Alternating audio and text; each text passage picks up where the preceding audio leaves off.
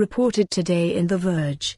Instagram messages on the web could pose an encryption challenge. The Interface is a daily column and newsletter about the intersection of social media and democracy. Subscribe here. It's a relatively slow week on the platforms and democracy beat, so let's talk about something small but fascinating in its own way, the arrival of Instagram messages on the web.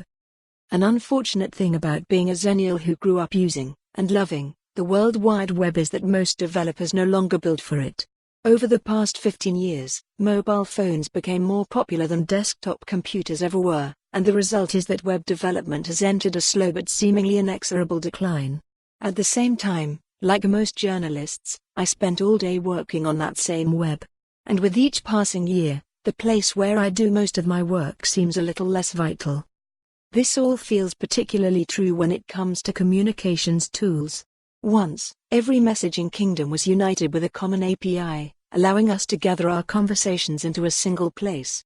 Shout out to Adium, but today, our messages are often scattered across a dozen or more corporate inboxes, and accessing them typically requires picking up your phone and navigating to a separate app.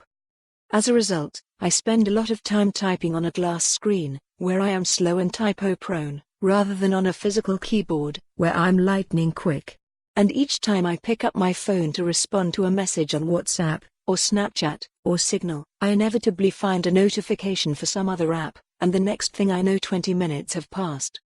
All of which is to say, I was extremely excited today to see Instagram's announcement that it had begun rolling out direct messages on the web. The company gave me access to the feature, and it's glorious. Here's Ashley Carman at The Verge.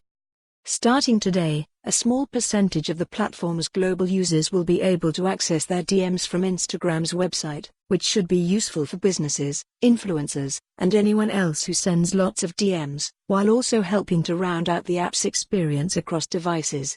Today's rollout is only a test, the company says, and more details on a potential wide-scale rollout will come in the future. The direct messaging experience will be essentially the same through the browser as it is on mobile. You can create new groups or start a chat with someone either from the DM screen or a profile page. You can also double-tap to like a message, share photos from the desktop, and see the total number of unread messages you have.